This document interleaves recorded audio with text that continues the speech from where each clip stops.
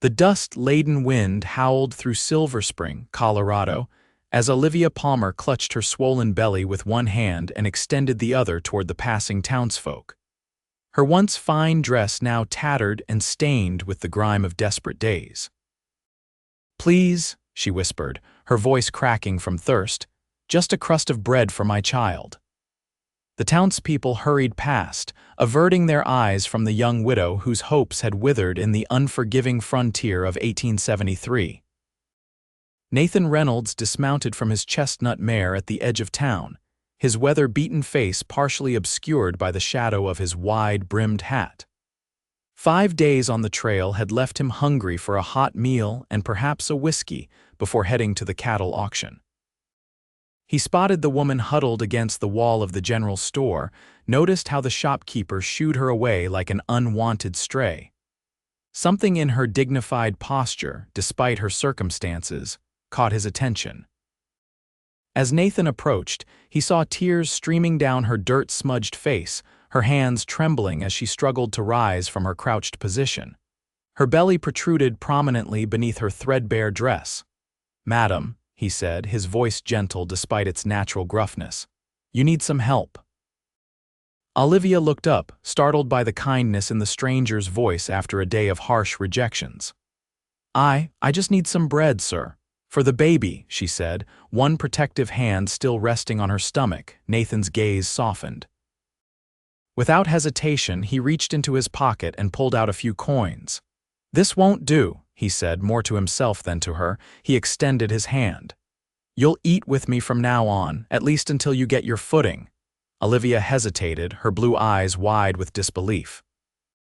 "Sir, I couldn't possibly." "Name's Nathan Reynolds, and I ain't offering charity, madam, just common decency." He kept his hand extended, steady and patient.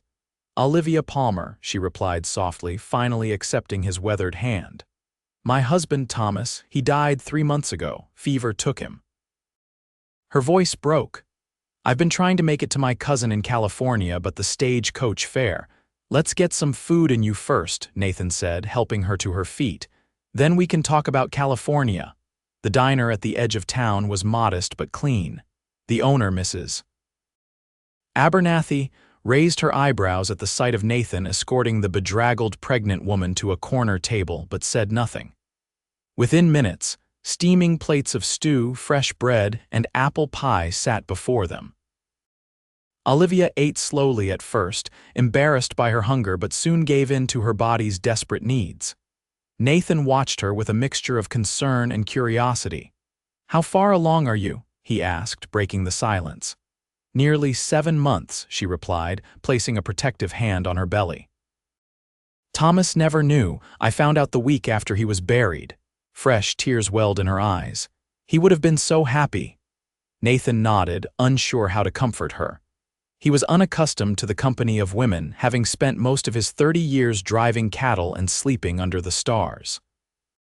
"I've got a small place outside town, nothing fancy, but there's a spare room. You're welcome to it until you figure things out." Olivia's eyes widened. "Mr. Reynolds, that's very generous, but I couldn't impose. Like I said, it's not charity." He shifted uncomfortably. "Truth is, I could use the help around the place. I'm gone most days with the herd. If you could manage some cooking and such, I'd consider it fair exchange for room and board." Their eyes met across the table. In his, she saw no hint of impropriety, only straightforward honesty. In hers, he recognized a fierce determination beneath the vulnerability. "Until I can pay for passage to California," she agreed finally. "And I'm a very good cook, Mr. Reynolds."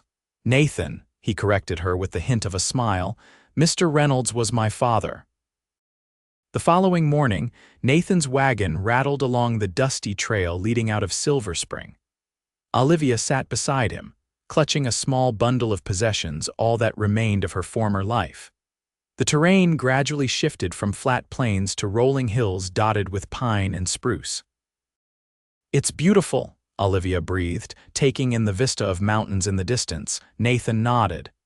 "Good grazing land. Plenty of water from the creek that runs through the property." He paused. "It was my father's dream to build something here. He died before he could finish what he started."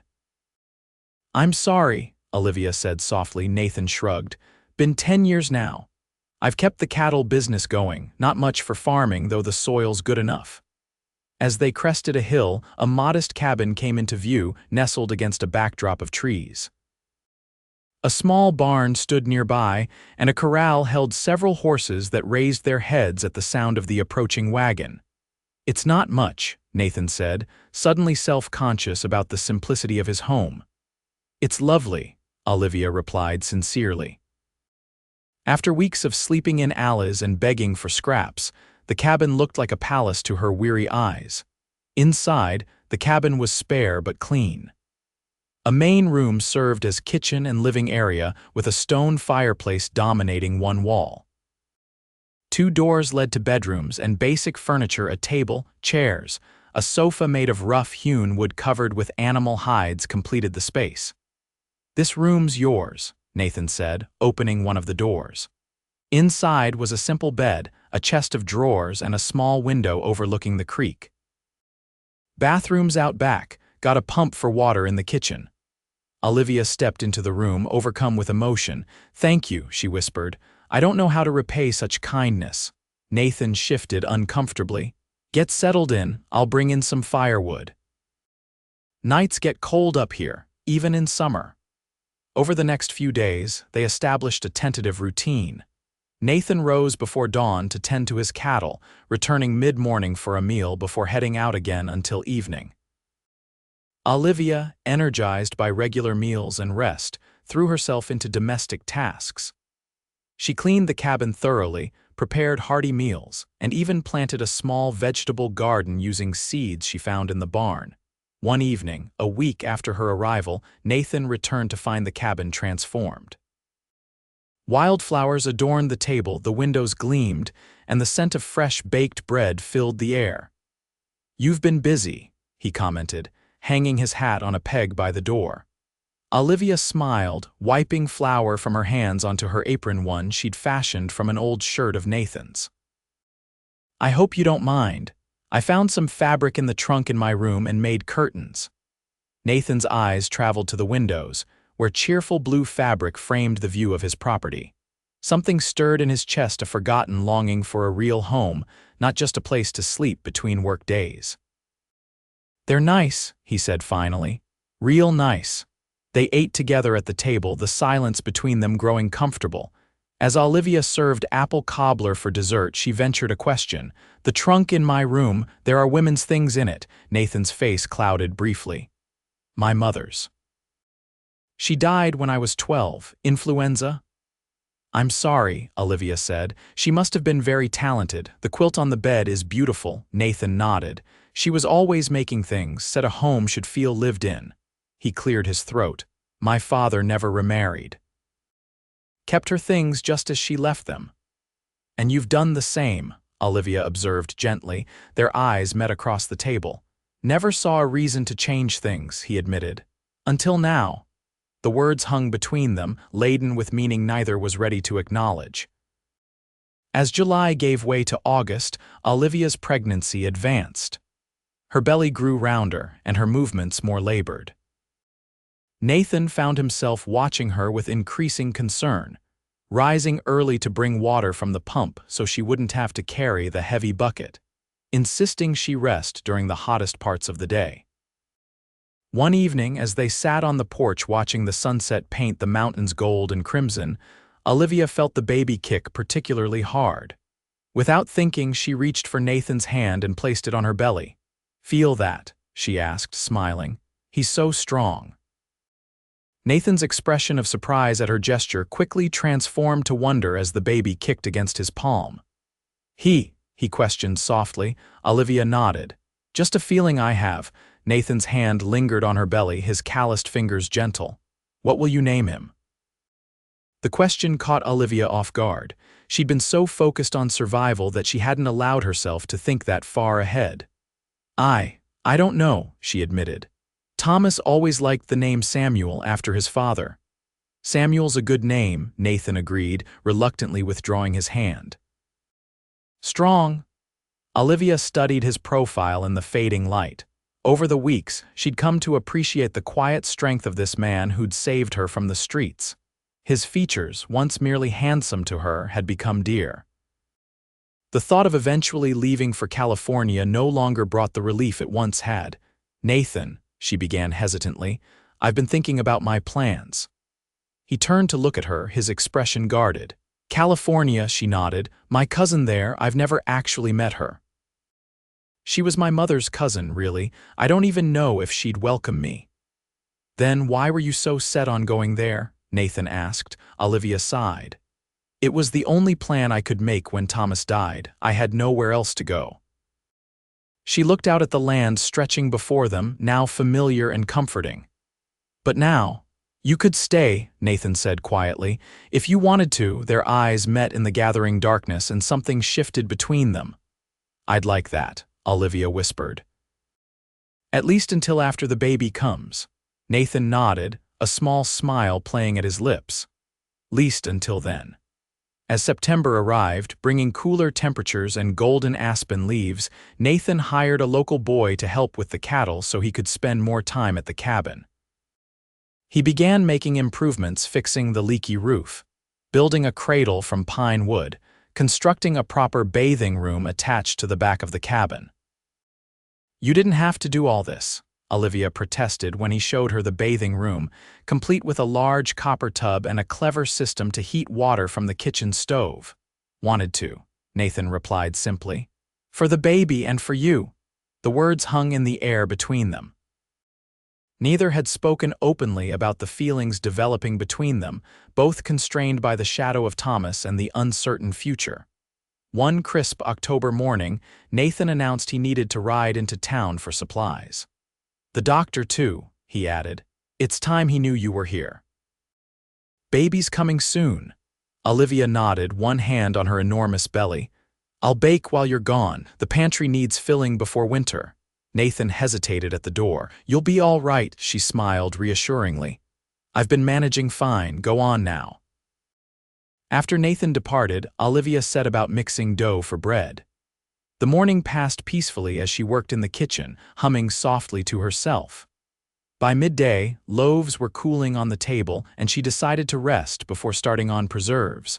A sharp pain woke her from her nap. She gasped, clutching her belly as another followed quickly. "No," she whispered. "Not yet. Not while he's away." She struggled to her feet, intending to reach the water bucket when a gush of fluid soaked her skirts and puddled on the floor. Another contraction doubled her over, more intense than the last. Outside, dark clouds had gathered and rain began to pelt the roof. Olivia moaned, realizing Nathan might be delayed by the storm.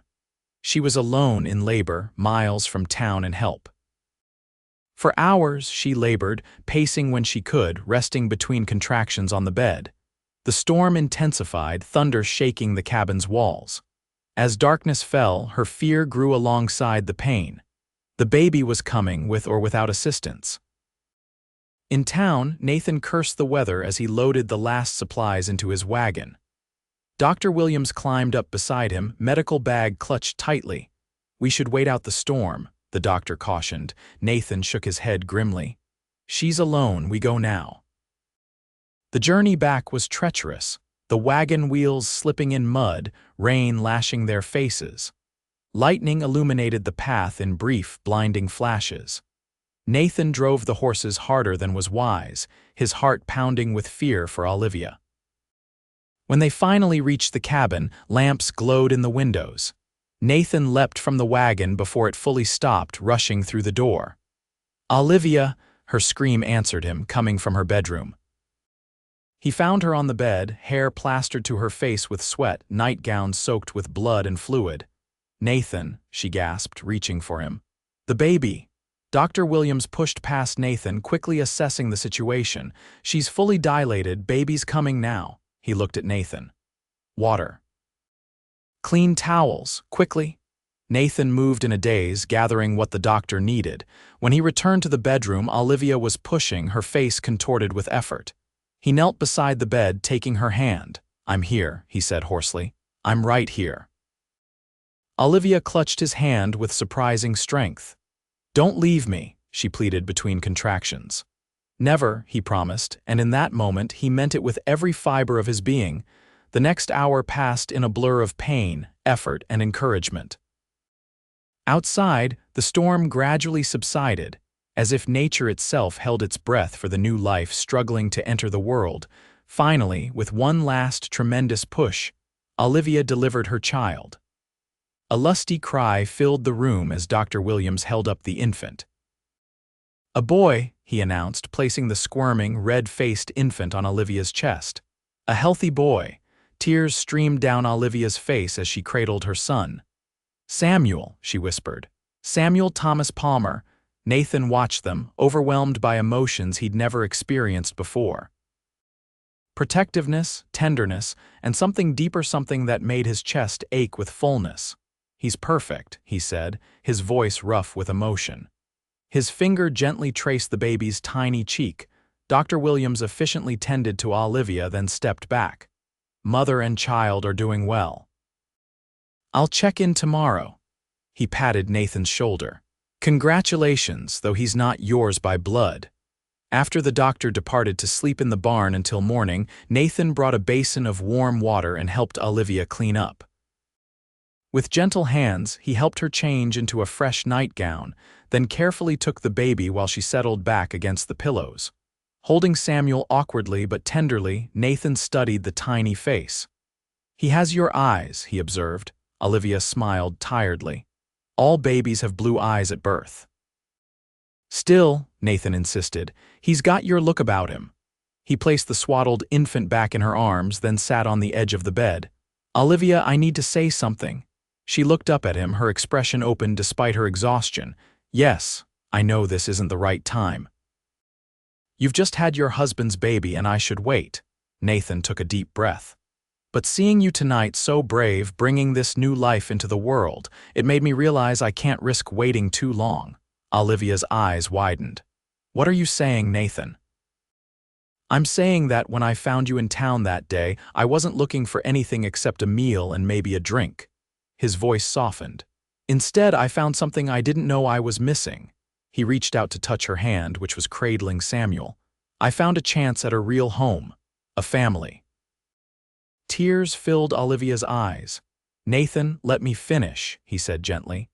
"I know you love Thomas. I know this baby is his son, but I'm asking if, in time, you might consider letting me be part of your lives, not just as a friend or protector, but as—" He faltered, then continued resolutely, "as a husband to you and a father to Samuel." Olivia was silent for a long moment, tears streaming down her cheeks. When she finally spoke, her voice was barely above a whisper. "When Thomas died, I thought my chance at happiness died with him. I was just trying to survive." Her free hand turned to grasp his. "But you showed me that life can begin again. You gave me shelter when I needed it most. And somewhere along the way, you gave me your heart, didn't you?" Nathan nodded, unable to speak past the lump in his throat. "I think," Olivia continued slowly, "that I've given you mine in return." Hope blazed in Nathan's eyes. "Does that mean—" "It means yes," she said simply. "Not right away, we should give ourselves time. But yes, Nathan Reynolds, I will marry you. And Samuel will have a father who chose him, even knowing he wasn't his by blood." Nathan bent forward and with exquisite tenderness kissed her forehead, then Samuel's. "I promise you both," he vowed. "I will spend every day making sure you never regret this decision." The winter of 1873 was one of the harshest in Colorado's memory, but inside the cabin, warmth abounded. Nathan insisted Olivia and Samuel take his larger bedroom, while he slept on the sofa near the fire. Dr. Williams visited regularly, as did Mrs. Abernathy from town, bringing casseroles and advice in equal measure. By Christmas, Olivia was fully recovered from the birth, and Samuel was a thriving, chubby-cheeked infant who already showed signs of his mother's tenacity and his adoptive father's calm strength. Nathan had expanded his business, hiring 2 permanent hands to manage the growing herd so he could spend more time at home. The garden Olivia had started now lay dormant under snow, but plans for spring planting were already being discussed over evening meals. On Christmas Eve, with Samuel sleeping peacefully in his cradle, Nathan and Olivia sat before the fire, a small pine tree decorated with paper stars and dried berries standing in the corner. "I have something for you," Nathan said, reaching into his pocket. He withdrew a simple gold band. "It was my mother's. My father gave it to me before he died, said I should save it for the right woman." Olivia's eyes shimmered with tears as he took her hand. "Are you sure I'm the right woman?" she asked softly. "More sure than I've ever been of anything," Nathan replied. He slipped the ring onto her finger.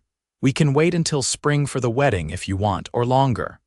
Olivia looked down at the ring, then up at the man who had saved her in more ways than one. "New Year's Day," she decided. "I don't want to wait until spring." Nathan's face broke into a rare, full smile. New Year's Day it is. They were married by the town preacher in their own cabin, with Samuel cradled in Mrs. Abernathy's arms. Snow fell gently outside as they spoke their vows, promising to love and cherish each other through whatever life might bring. That night, after placing Samuel in his cradle, Olivia joined Nathan in what was now their bedroom. Nervous but determined, she came to him in a white nightgown she'd sewn from fabric he'd brought from town. "You're beautiful," he whispered, drawing her into his arms.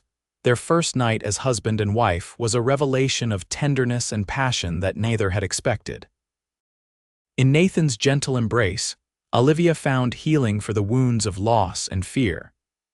In Olivia's loving response, Nathan discovered a completeness he'd never thought possible. Spring arrived with a riot of wildflowers and the sound of Samuel's laughter as he learned to crawl across the cabin floor. Nathan expanded the garden, adding fruit trees and berry bushes alongside Olivia's vegetables. The cabin, too, grew, with a new room added for Samuel and improvements to make Olivia's work easier. By summer, news arrived that changed their lives once more. Dr. Williams confirmed what Olivia had begun to suspect she was expecting again, their first child together. "Are you happy?" she asked Nathan that night as they lay together in the darkness. His hand came to rest on her still flat stomach. "Happier than I ever thought possible," he answered truthfully. "When I found you that day in town, I was just trying to do the right thing. And now," she prompted, snuggling closer to him, "now I know it was the best thing I ever did." He kissed her softly. "You and Samuel. And this new little one. You're everything I never knew I wanted." Olivia smiled against his shoulder. "From begging for bread to this," she marveled. "Sometimes I think I'm dreaming." "If it's a dream," Nathan murmured, pulling her closer, "I never want to wake up." In January of 1875, their daughter Emma was born, followed 2 years later by twins James and Joseph. Samuel grew into a strong, thoughtful boy who adored his adoptive father and doted on his younger siblings. The Reynolds ranch prospered, becoming one of the most successful in the county. Olivia never did make it to California, having found everything she needed in the Colorado foothills. On their 10th wedding anniversary, Nathan surprised her with a new gold band to accompany her mother-in-law's ring, this one inscribed with words that had changed both their lives. "You'll eat with me from now on." "Did you know that day in town," Olivia asked as they stood on their porch, watching their children play in the yard, "that we would end up here?" Nathan shook his head. "I just knew I couldn't leave you there, begging for scraps when I had plenty to share." He smiled, the lines around his eyes deepening. "Best decision I ever made, bringing you home." "Our home," Olivia corrected, leaning against him. "Our life." As the sun set behind the mountains, casting golden light across the land they'd built together, Nathan Reynolds held his wife close and thanked whatever fate or providence had led him to Silverspring on that dusty day in 1873, when a desperate young widow's plea for bread had unexpectedly opened the door to the richest life he could have imagined. In the distance, Samuel called to his father, proudly showing off his roping skills with the new lariat Nathan had given him for his birthday. Nathan waved, his heart full beyond measure at the sight of his family, a family born not of blood but of choice, of compassion turned to love, of a simple offer of sustenance that had nourished not just bodies but souls. "You know," Olivia said softly, "I thank God every day for making me brave enough to accept your help that day." "And I thank him," Nathan replied, "for giving me the chance to offer it." Hand in hand, they walked toward their children, toward their future, secure in the knowledge that sometimes the greatest journeys begin with the simplest acts of kindness.